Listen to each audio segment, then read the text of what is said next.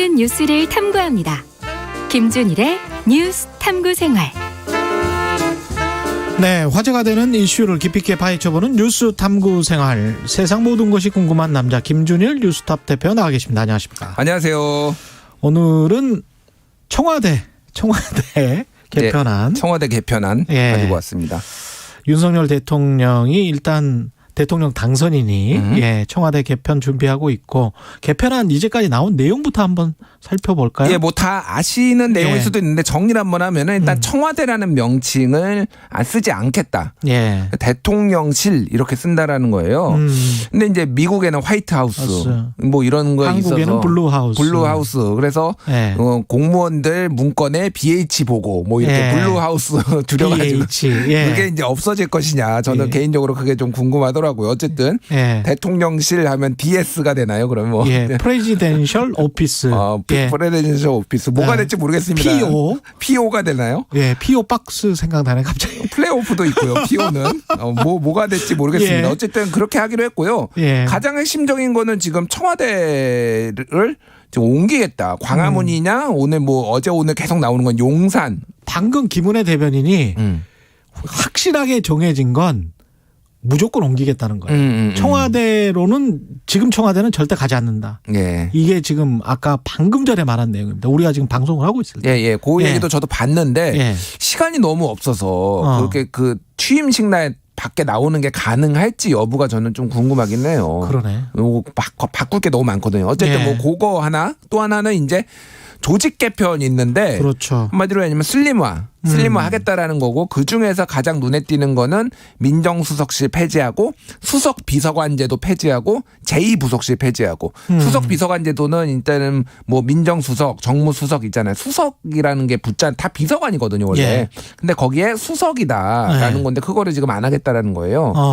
그리고 또 하나는 이제 민정수석, 오늘 주로 얘기할 텐데 민정수석실 없애는 거. 제2부속실은 아시다시피 영부인, 영부인이랑 호칭 안 쓰겠다고 했으니까 대통령 배우자 이제 이 김건희 여사가 되겠죠. 이제 이 정부에서는 여기 이제 뭐 보좌하는 건데 그것도 없애겠다. 뭐 그런 내용이 이제 핵심적이죠.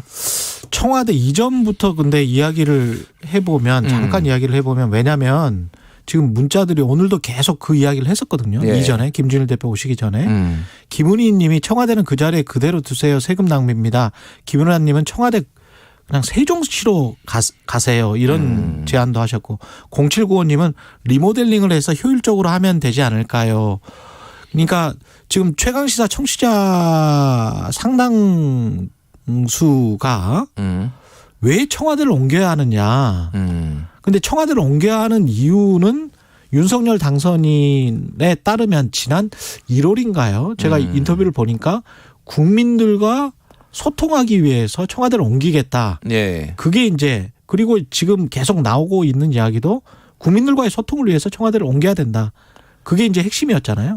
그러니까 이게 청와대를 옮기는 게 좀 여러 가지가 있어요, 사실은. 하나는 지금 청와대 구조상 청와대 대통령 집무실하고 그리고 비서관들의 그 업무 공간하고 거리가 많이 떨어져 있습니다. 그게 한 거리로 한 500에서 뭐 800m 정도 돼요. 그래서 예전에 기억할지 모르겠는데 세월호 참사 났을 때 차 타고 보고하러 이동했다. 이런 것까지 언론 보도가 났잖아요.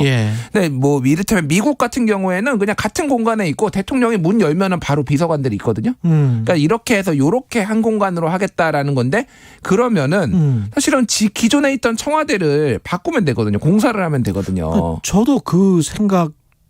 그러면서 나머지 공간들 만약에 남을 가능성이 굉장히 높잖아요. 그럼 그거를 국민들한테 개방을 하고 조금 뭐 보안이나 뭐 이런 것들은 다른 어떤 조치를 취하고 그런 게 훨씬 더 안전하지 않을까, 그런 생각도 들어요. 그게 하나고 두 번째는 방금 말씀하셨듯이 이제는 시민들하고 소통하겠다. 약간 청와대가 구중궁궐 느낌이 있다라는 거죠. 그러니까 그런 느낌은 분명히 있어요. 그러니까 약간 산 안쪽에 이렇게 들어가 있어서 그런 느낌이 있어요. 그래서 광화문은 탁 트여 있잖아요. 그리고 근데 사실은 그게 북한 포탄이나 이런 것들을 대비하는 그런 측면도 있지 않습니까? 군사 그럼요. 보안적인 측면도 있거든요. 그럼요. 예. 예전에 김신조 넘어오고 그렇죠. 뭐 이렇게 뭐 예. 그 바로 그 옆에 뭐 경복고등학교에서 막 수위 죽고 막 이런 일이 있었어요. 제가 맞습니다. 거기 나와서 아는데. 아, 또 명문고 나왔다고 아니요, 잘 나가네. 그런 거 아니고요. 그냥 갑자기 생각이 나가지고.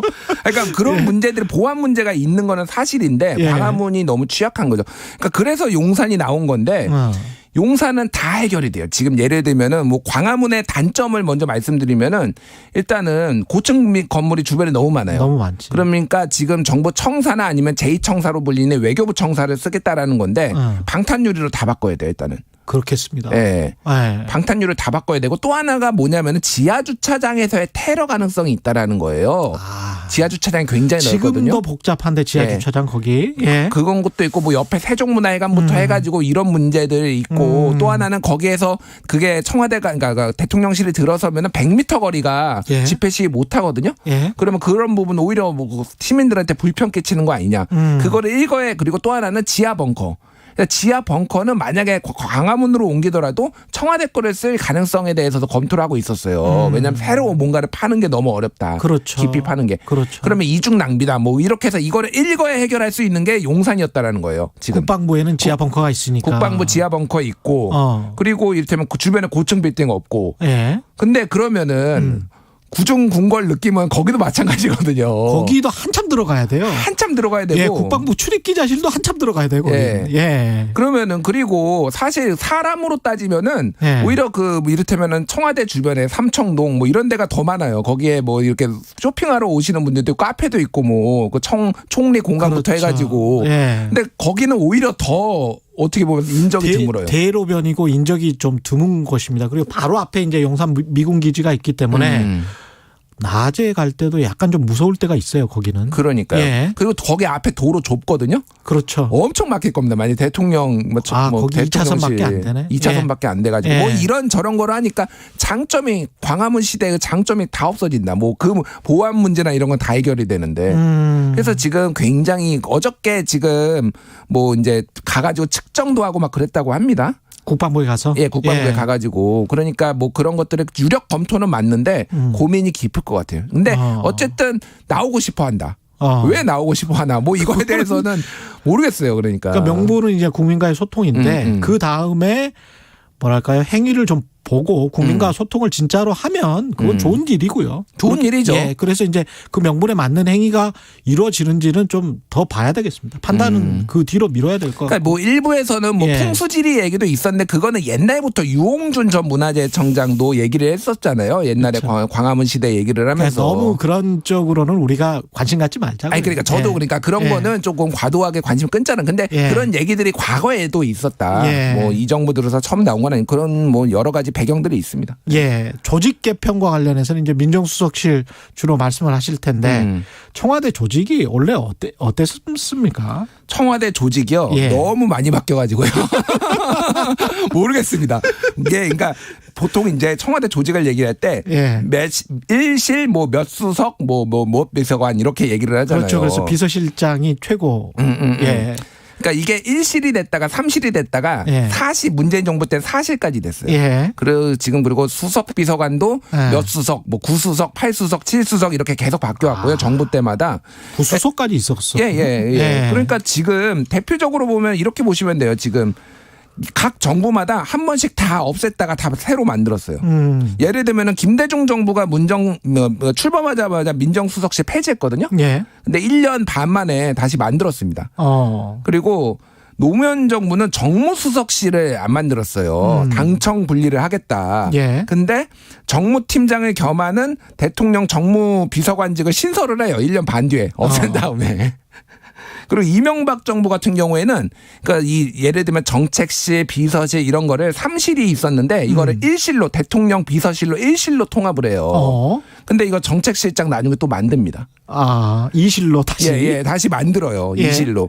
박근혜 정부 때는 그러니까 이명박 정부 때 인사수석실이 없어졌거든요. 예. 근데 박근혜 정부 때 6년 만에 2014년 6월에 인사수석을 신설합니다. 그러니까 인사 난맥상이 계속 이어지니까. 그러니까 한마디로 얘기하면은 처음에 모든 정부는 우리 슬림화할게. 우리 그 제왕적 대통령제 좀 권한 내려놓게 하면서 전부 다 축소 지향형으로 갔었군요. 축소로 갔다가 예. 근데 하다 보면 슬금슬금 하나씩 생각이 나는 거. 이게 좀 부족하지 않나? 그렇게 해서 또 하나 만들고 또 하나 만들고 해서 다시 도로 커졌다. 이거의 반복의 역사다. 이렇게 보시면 될 것 같아요. 실제로 들어가면은 일을 하려다 보니 부족할 수밖에 없다는 측면도 있을 것이고 있죠. 청와대 직원들 이야기를 과거 정부들 이야기를 들어보면 진짜 일은 많이 하더라고요. 아, 많이 해요. 거기에 예. 죽어요. 진짜 제가 뭐 얘기 듣는데. 새벽 6시부터 가가지고. 그러니까 그렇게까지 해야 되나 저는 솔직히 예. 그런 생각도 듭니다. 아침 그러니까요. 6시부터 밤 11시, 12시까지 있어야 밤 11시까지 보통 하더라고요. 예. 그럼 뭐 그 정도로 일이 많냐고 하니까 일이 많대요, 진짜로. 주 120시간에 실현할 수 있습니다. 거기 들어가면. 거기는 이미 실현됐어. 예. 자, 근데 이제 핵심은 민정수석실이에요, 지금. 예. 민정수석 잔혹사라고 있잖아요. 예. 박근혜 정부 때 우병우, 지금 조국 장관도 이제 이 정부 때 있고. 근데 민정수석실이 하는 일이 너무 많아요. 하나는 민정이라는 게 국민의 마음을 살핀다라는 거거든요. 그렇죠. 그리고 공직기강, 그리고 법무, 반부패 이게 다 있어요. 그러니까 한마디로 얘기하면은 무서운 게 다 있구나. 여기. 여론을 예. 살피고 공직기강 바로 잡고 법률무제, 법무부랑 계속 검찰이랑 조율하고 반부패 업무도 수행한다. 이렇게 하면 너무 막강하네. 너무 막강하고 너무 막강하네. 비대해요. 예. 그리고 업무의 영역이 도대체 어디까지가 그러면 민심을 살피는 거고 어디까지가 공직기강을 바로 잡는 것이며 모호하네. 어디까지 반부패 업무를 하는 것인가. 예. 그러니까 여기서 항상 월권이 나와가지고 이제 윤석열 당선인도 얘기했던 사직동 팀 2000년에 없어졌지만은 이를테면은 경찰이 따로 다 뭐 뒷조사 같은 거 했던 거잖아요. 예. 그러니까 이런 일의 이제 부작용들이 발생하고 너무 여기에 사실은 정무수석과 민정수석은 거의 그러니까 핵심이잖아요. 예. 그러니까 여기에 권력이 너무 많이 집중되는 거예요. 그러니까 특히 이제 검찰과의 조율. 예를 들면 우병우 뭐 이런 분들이 와가지고 검찰 사실상 그냥 다 이제 좌지우지했잖아요. 예. 이런 문제들을 다 끊겠다라는 게 이제 윤석열 당선인의 생각인 거죠.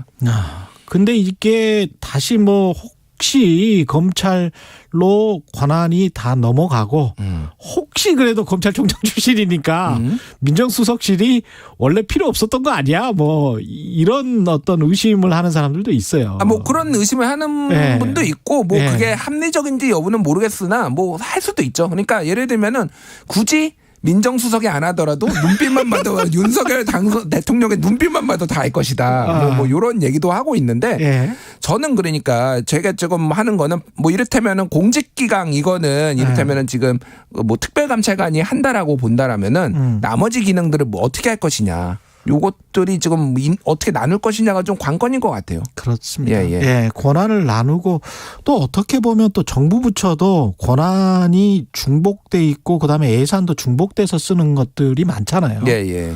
그래서 정부 부처도 융합적으로 하면서 그러면서도 방금 말씀하신 그 권한을 명료하게 주는 것 참 인사가 쉽지는 않겠습니다. 이게 민정수석실은 정부 조직 지금까지 인사, 예, 네 번째 그러니까 폐지되네요. 예, 68년에 박정희 정부 때 민정수석이 생겼거든요. 예. 그다음에 70년에 민정수석실이 폐지되고 정보수석하고 민원수석 두 개로 나눠지는데 71년에 1년도 안 돼가지고 다시 민정수석이 부활합니다. 이것도 다시 합쳐가지고. 그 1980년에 민정수석이 다시 민원수석 비서관실로 개편됐다가 그해 9월에 다시 같은 해에 민정수석이 복귀가 돼요. 그리고 그렇죠. 이게 맞습니다. 무슨 얘기냐면은 예. 민정수석 없애야 되겠다. 이게 뭐 필요하다라고 했는데 권력자들이 유혹을 못 이기는 거예요. 이게 너무 편하거든 민정수석이. 근데 민정수석실을 폐지하겠다고 말한 그 명분은 분명히 이제 사정기능 이런 것들 없애고 국민들과 직접 소통하고 이런 것이잖아요. 그래서 예. 청와대 이전하고 어떻게 보면 일맥상통해요. 일맥상통하죠. 예. 그런 측면에서 그 목적이나 명분에 합당한 행위들을 한다면 어떻게 보면 이제 뭐 그렇게 나쁘지 않다, 찬성해야 될 일이다 이런 생각도 들고요. 저는 적극 찬성합니다. 다만 일관성 아까 말씀하셨듯이 뒤로 가면 이제 레임덕 오기 시작하고 그럴 것 같으면 이제 새가 만들거든요. 다시 역대 그렇죠. 정부가 다 그랬어요. 그 역대 정부의 전철을 밟지 않기를 바란다. 이런 좀 충고 조언을 드리고 싶은 그렇죠. 거죠. 예, 그 목적에 맞는 원래 말했던 목적에 맞게 행동만 하면 될 것 같고요. 청와대 이전과 관련해서는 이게 춘추관실이랄지 영빈관실이랄지 비서실 부속 건물도 많은데 이런 기능까지 다 할 수 있는 건물이어야 되겠습니다. 예. 국방부 청사가. 국방부가 그래서 옮길 수도 있다, 과천으로 옮길 수도 있다 이런 얘기도 나오고 있어요. 지금 거기 남을 수도 있고, 그러니까 너무 예. 불확실성이 너무 많아가지고 아직은 뭐라고 말씀드리기는 좀 힘든 상황이에요.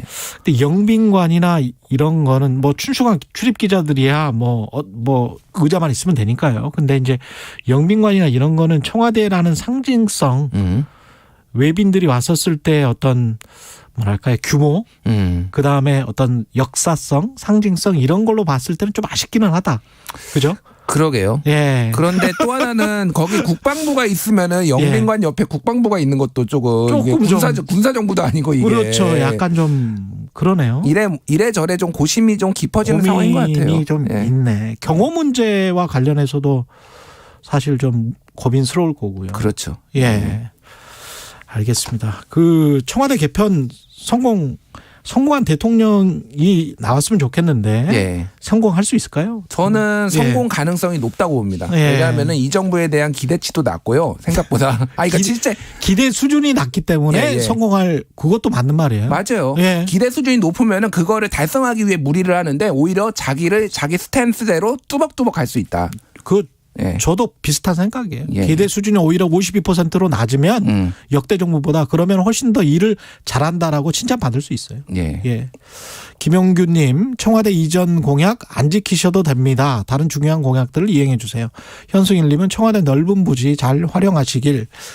그 뒤에 뭐 산이랄지 그걸 활용해서 저도 뭐 등산을 좋아해서 뭐 이전 개방 그것도 괜찮을 것 같긴 하고. 좋죠. 거기 되게 좋아요. 예, 헛갈리네.